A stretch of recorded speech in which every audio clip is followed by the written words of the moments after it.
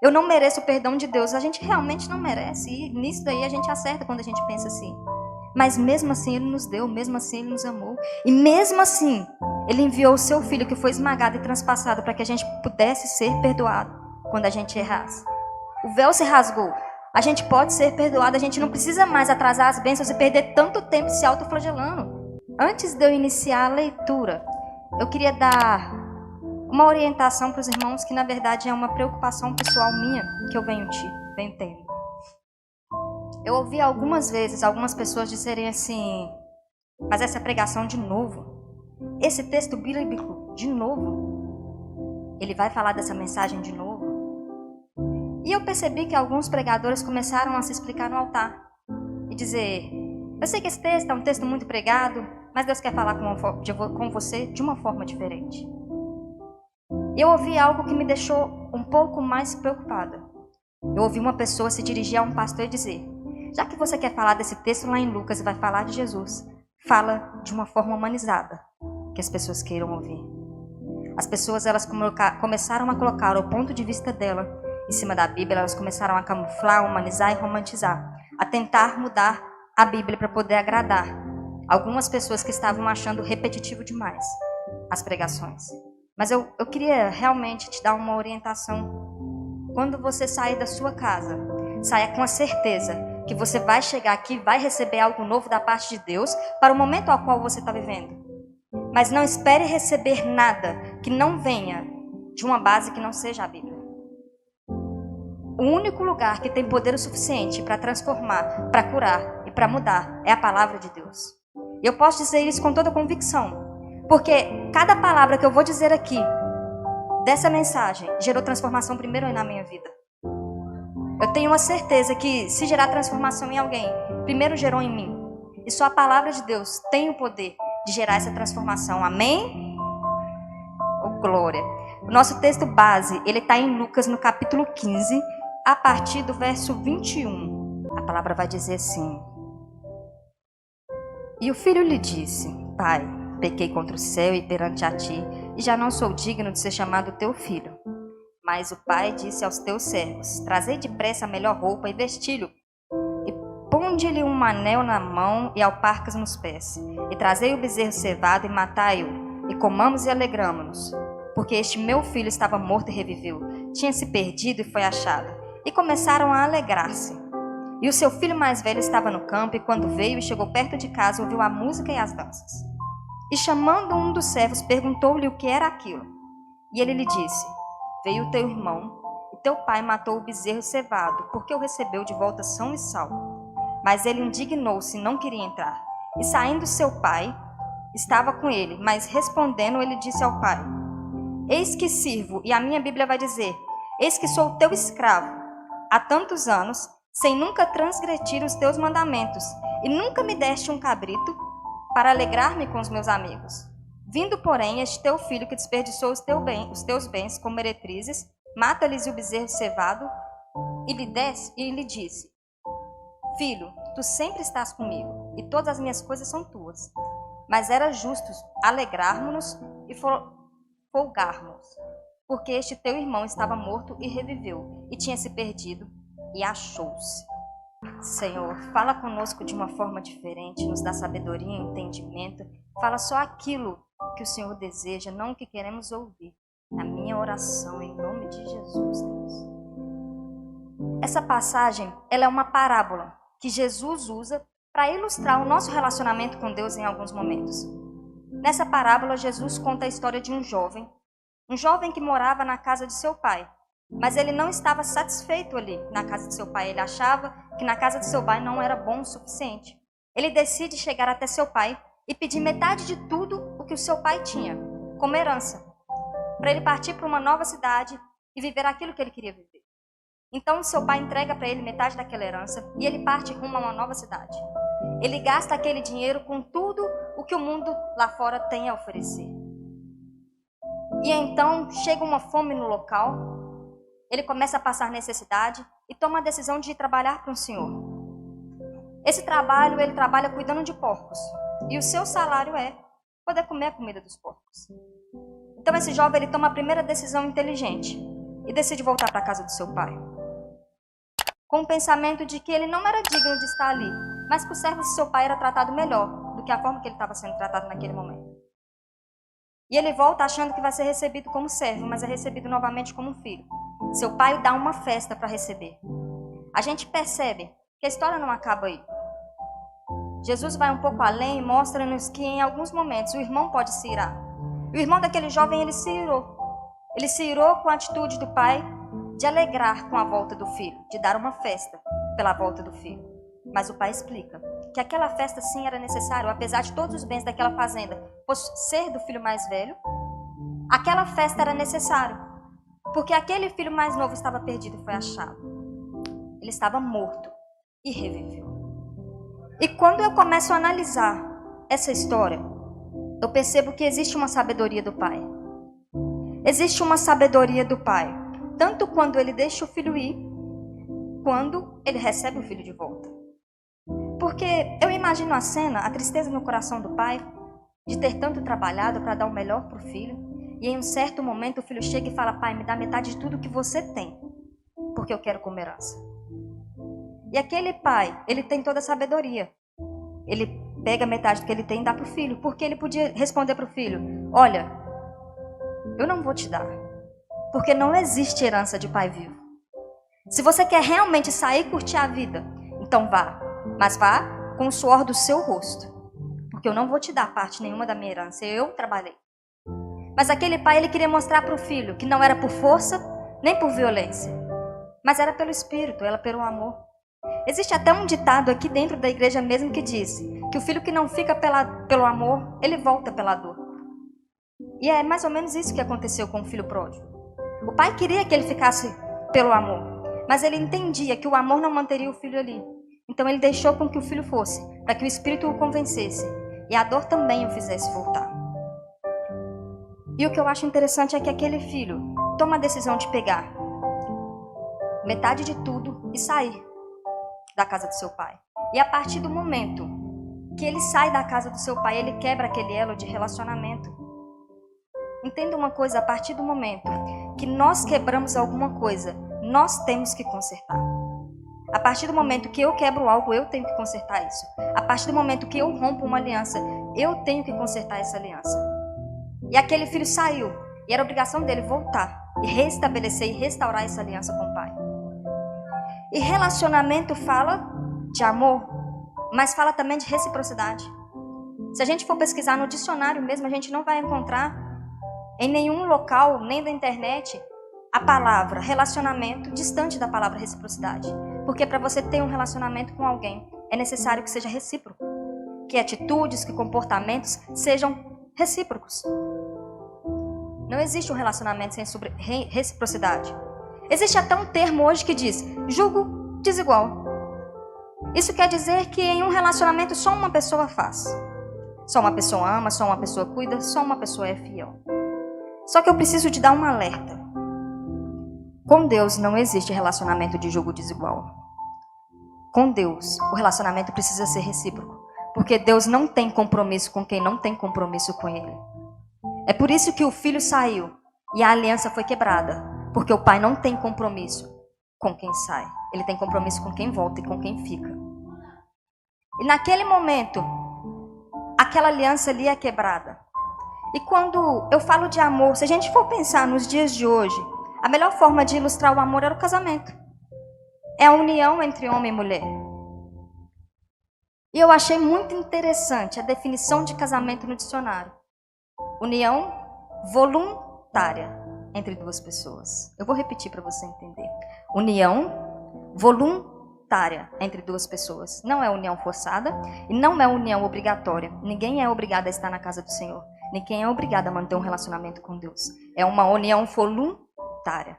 O que eu não entendo é por que algumas pessoas entram nessa união voluntária e elas não querem manter uma aliança com Deus. Elas não querem manter um princípio, uma fidelidade.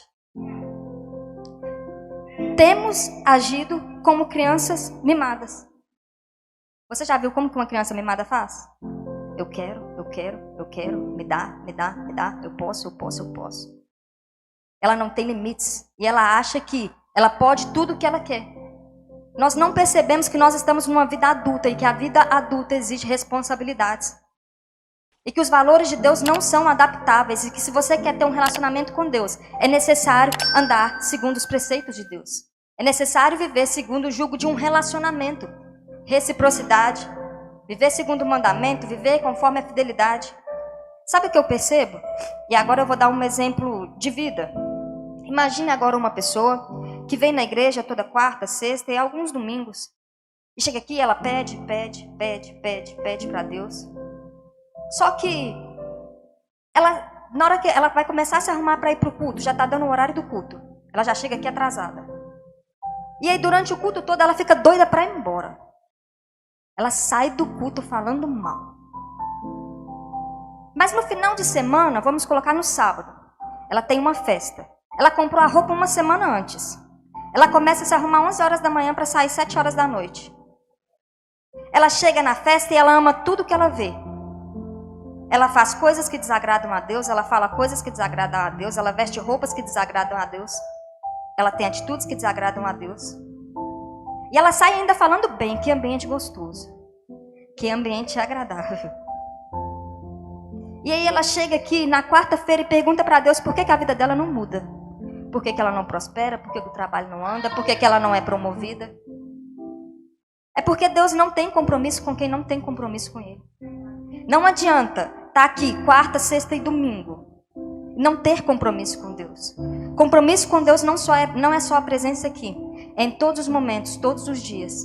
Em todas as suas atitudes, em todos os seus pensamentos. E eu fico pensando nesse filho. Ele rompe a barreira do relacionamento com seu pai. E eu fico imaginando os pensamentos. Eu vou sair da casa do meu pai, porque o meu pai, ele quer me privar. Ele quer me prender. Ele não quer que eu seja da forma que eu sou. Ele não quer deixar eu vestir as roupas que eu quero, ele não quer deixar eu curtir as festas que eu quero. O que o meu pai quer é me privar. Só que eu preciso te dar um alerta. O que o seu pai quer é que você não coma a comida dos porcos. O que o seu pai quer é que você não vá lá para fora, viva na lama e coma comida de porcos. Eu não sei se você foi uma criança como eu, mas eu fui arteira, fui levada. Se eu não destronquei todos os ossos do meu corpo, eu quebrei a maioria. Só que a maioria dessas coisas eu fazia escondido da minha mãe. Porque todas as vezes que minha mãe me via em cima de um sofá, normalmente eu machucava quando eu pulava de um sofá para o outro. Ela gritava, menina, desce daí que você vai machucar. Lá da cozinha ela gritava. Você acha que minha mãe queria me privar de ser feliz? Você acha que minha mãe, ao gritar e pedir para que eu não pulasse daquela cabeceira daquele sofá, queria impedir o momento meu de alegria? O que minha mãe não queria era que eu caísse e me machucasse. E quando Deus fala com você, fica aqui, não vai lá para fora não. É porque Ele quer impedir que você caia e se machuca. Esse é o desejo do Pai.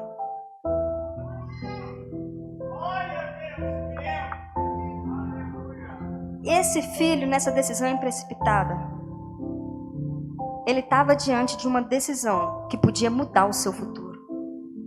E eu preciso te dar um conselho que talvez agora não vai fazer muito sentido, mas daqui a pouco vai. Quando você estiver diante de uma decisão que pode alterar o seu futuro, ancore o barco. Algumas palavras que nós falamos não pode ser engolida de novo. Não tem como você engolir depois que você fala. Algumas palavras que nós falamos pode fazer perdermos a pessoa que amamos. Uma atitude, uma palavra maldita pode fazer com que nós entremos em falência espiritual, em falência familiar e em falência financeira. E é por isso que eu digo, diante de uma decisão, de uma atitude, de uma fala, ancore o barco. Eu nunca naveguei, mas eu gosto de pesquisar as coisas. E quando eu fui pesquisar, eu consegui imaginar a cena. Imagina a cena agora comigo, um barco em alto mar, tá à noite e a visibilidade está bem baixa. Ele é acometido por uma tempestade, as ondas começam a soprar muito forte, o vento está muito forte, o barco está prestes a virar. O que os tripulantes fazem é, eles jogam a âncora para estabilizar o barco. E se o barco não tiver âncora, a orientação é, diminua a velocidade. Porque quanto mais rápido o barco estiver, mais chances ele tem de naufragar. E aqui tem um exemplo que a gente vê na Bíblia.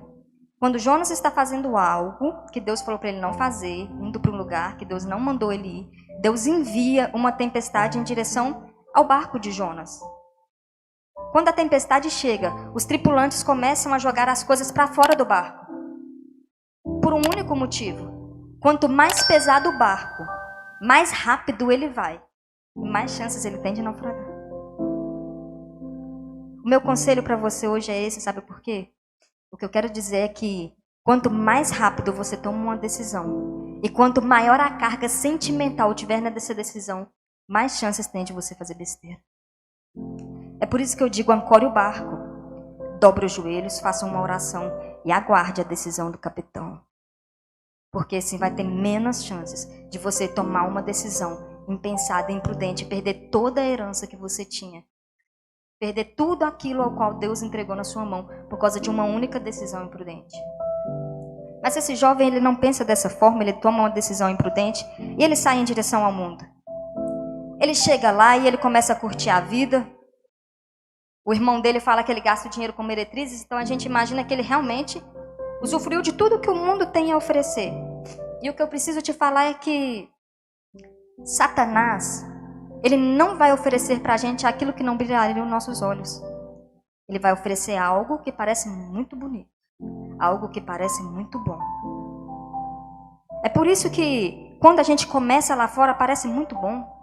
Quando as festas começam, quando os colegas começam, parece muito bom. Só que aos poucos, Satanás vai roubando as coisas de você. Ele vai roubando a sua herança. Ele vai roubando os seus sonhos, o seu tempo. Ele vai roubando o seu ministério, ele vai roubando a sua família. Ele vai te jogando na lama. E quando ele vê que você está na lama, ele te faz comer comida de porcos. E aí é quando você está lá, que você percebe que a casa do pai era melhor. É quando você chega na lama lá fora, que você percebe que a casa do pai era melhor. É por isso que, se essa noite eu posso te dar um conselho, não espere chegar neste momento para voltar para a casa do pai. E eu fico pensando no que levou esse jovem a comer comida de porcos. Porque se a gente for parar para analisar, a história dá bastante a entender que era uma família bem de vida. O pai dele era bem de vida. Eles tinham bens, eles tinham servos, tinha carneiros. Dá a entender que eles eram bem de vida. Só que esse jovem, ao invés de voltar para a casa do pai, antes disso, ele vai comer a comida dos porcos. E eu fiquei pensando a respeito disso e tentando entender o porquê, o que levou ele a comer comida de porcos e não voltar para a casa do pai de primeira. E eu entendi. E na verdade isso é algo que Deus trabalhou em mim primeiro. Tem trabalhado em mim. É a culpa. Oh, Deus não pode me perdoar, Deus não vai me perdoar. Olha o que eu fiz, Deus nunca vai me perdoar por esse meu erro, eu não sou digno. Deus não vai me perdoar. E a gente começa a se flagelar e flagelar e flagelar, e a gente não volta, porque a culpa é tão grande. Só que a questão é que eu preciso te dizer, quando você pensa assim, eu não mereço o perdão de Deus, a gente realmente não merece, e nisso daí a gente acerta quando a gente pensa assim. Mas mesmo assim Ele nos deu, mesmo assim Ele nos amou, e mesmo assim Ele enviou o seu Filho que foi esmagado e transpassado para que a gente pudesse ser perdoado quando a gente errasse. O véu se rasgou. A gente pode ser perdoado, a gente não precisa mais atrasar as bênçãos e perder tanto tempo se autoflagelando. Eu errei, Deus me perdoa de coração. E por que Davi foi um homem segundo ao coração de Deus? É porque ele sabia reconhecer. E ele não reconhecia da boca para fora, era de todo o coração. Ele se rasgava e dizia, pai, eu errei. Me perdoa, eu não vou errar mais. Dali adiante ele não errava mais. Aprenda a errar, se arrepender de todo o coração, de verdade. A pedir perdão. E voltar para aquilo que Deus te colocou. Não pare o seu ministério por causa de um erro. Deus, Ele é grande o suficiente, Ele é bom o suficiente para nos perdoar. Tudo que nós precisamos é reconhecer de coração e não pecar mais. Existe até uma passagem que Jesus falou, olha, vai e não peques mais. Exatamente esse o conceito, vai e não peques mais. Não precisa ficar se autoflagelando, se afastando de Deus. Os nossos pecados não nos afastam de Deus. E eu fiquei imaginando se existia algo mais. E Deus, eu falei com o pastor, Deus me peneirou tanto nessa mensagem, eu acho que eu fui a pessoa mais peneirada. Por isso que eu posso dizer com toda certeza, antes de chegar aí, hoje ainda, meia hora antes, ela chegou em mim também. E ela tem chegado em mim esse mês inteiro, essa mensagem. E eu falei a respeito de amor para uma pessoa. Eu fui num retiro, e nesse retiro a gente tinha que falar a respeito de amor para alguém. Tinha que evangelizar a pessoa. E foram feitas simulações para a gente evangelizar as pessoas, e ali todo mundo falou de forma muito bonita. Palavras muito bonitas para evangelizar as pessoas. A gente tinha certeza que as pessoas evangelizadas iriam para a igreja naquela simulação que a gente estava fazendo. Mas quando terminou a simulação, o pastor olhou para cada um de nós e falou: vocês falaram palavras muito bonitas, mas nenhum de vocês falou o principal: Jesus te ama. E naquela hora, aquela palavra entrou no meu coração, e eu fiquei questionando a Deus e falando: mas não é óbvio que Jesus me ama? Ele veio, foi esmagado, foi transpassado, ele morreu.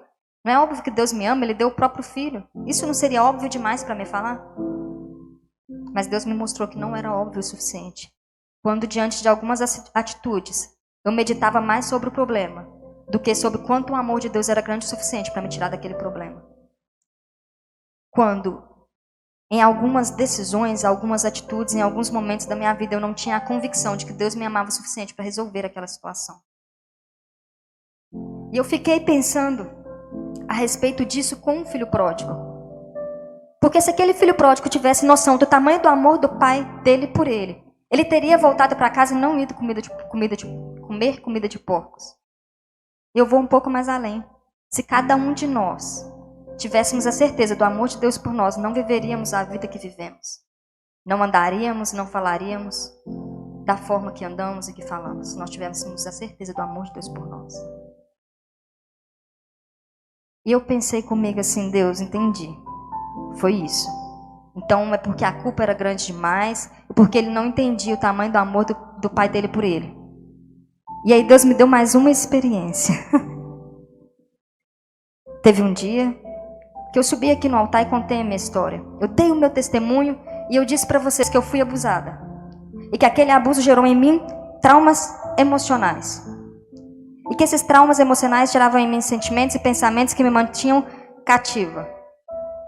E em um dia, em uma noite em específico, eu estava dormindo e eu sonhei que outra pessoa tentou abusar-me.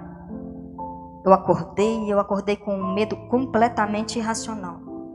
Eu levantei e eu tenho a certeza que do meu quarto até o banheiro deve dar uns 7 passos. Eu fiz em 2. Porque Satanás é tão sujo que eu acordei com medo e com vontade de ir no banheiro.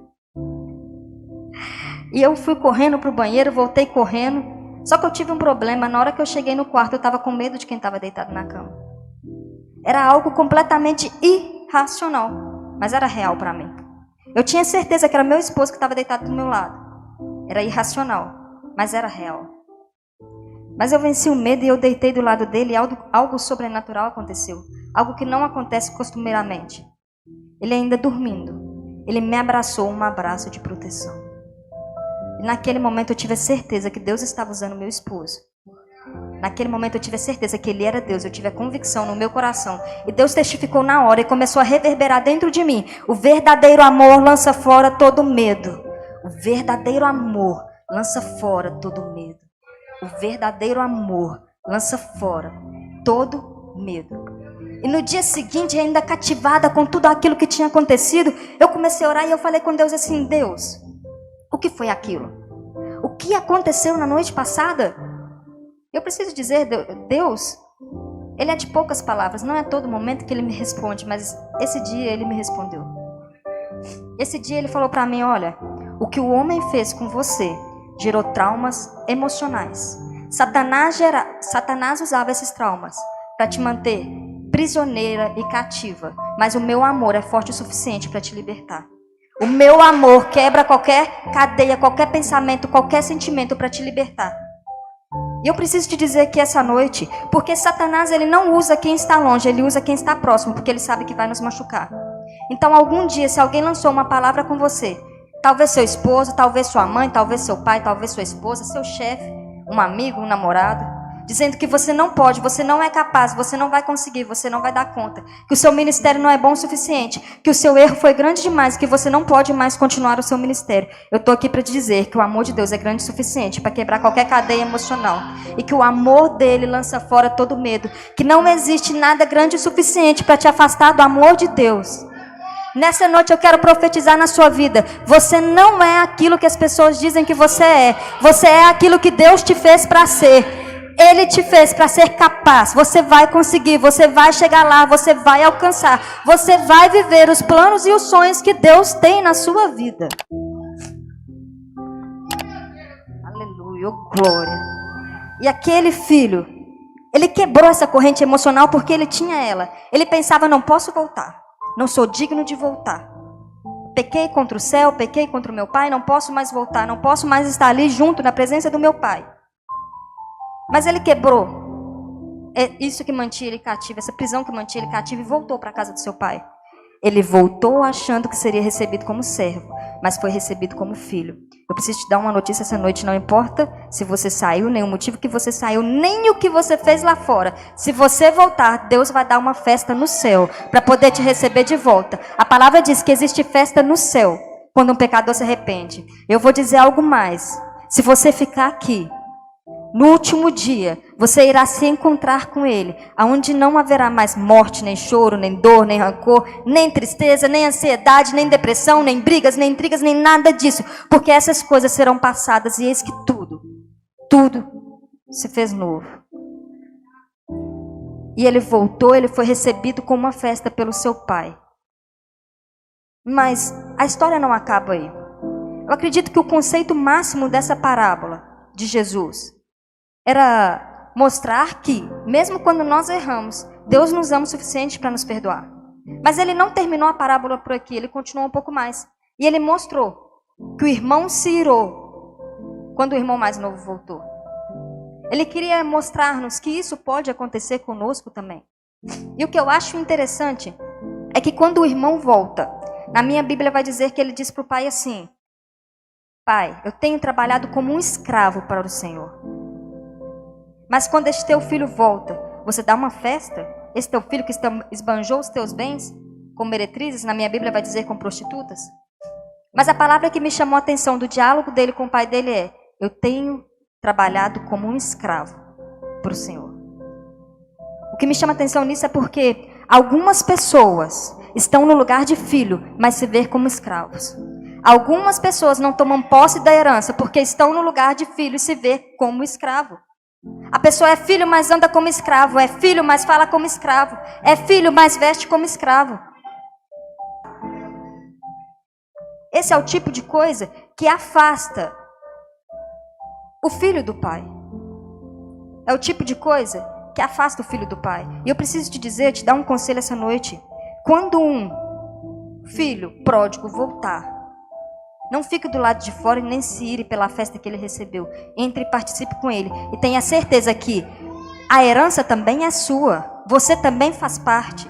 Não se ire com isso. E eu falei aqui do lado do irmão do filho pródigo. Mas eu preciso falar do lado do filho pródigo. Porque muitas vezes nós somos o filho pródigo. E eu disse aqui várias vezes e eu vou precisar continuar repetindo. Que essa mensagem primeiro chegou aqui. Primeiro ela me alcançou. Eu vivi isso.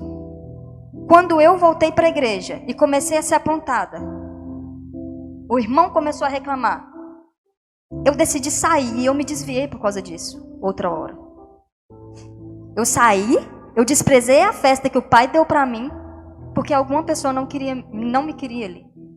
Eu desprezei tudo que o pai fez por mim, porque alguém não me queria lá. Eu preciso te dizer, pare de descontar em Deus aquilo que o homem fez com você.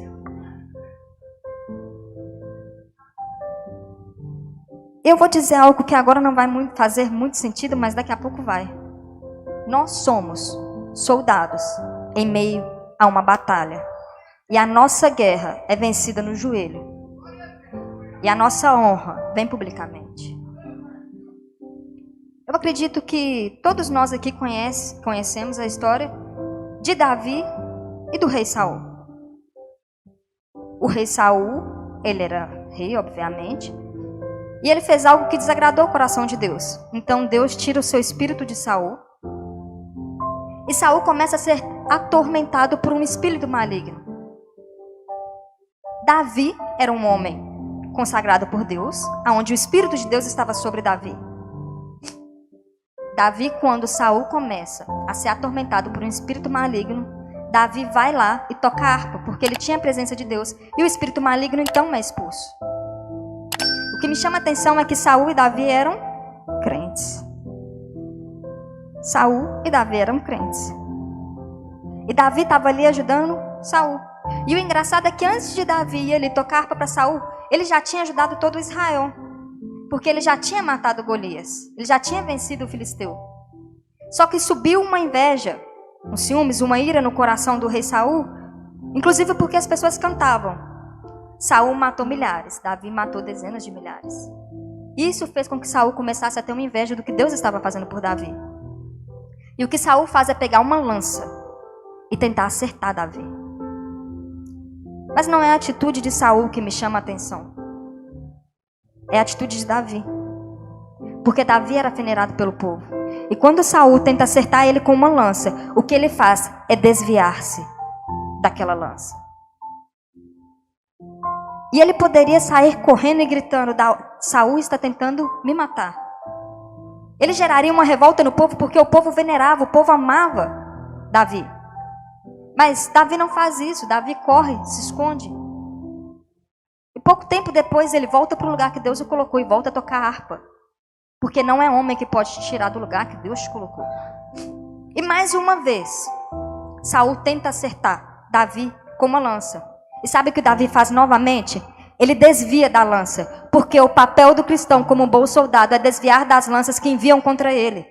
Nós temos que aprender a nos desviar da lança. Parar de deixar com que a lança nos acerte e começarmos a sangrar em cima de outras pessoas. O papel do crente não é murmurar, não é reclamar, não é causar revolta dentro da igreja e reclamar do irmão.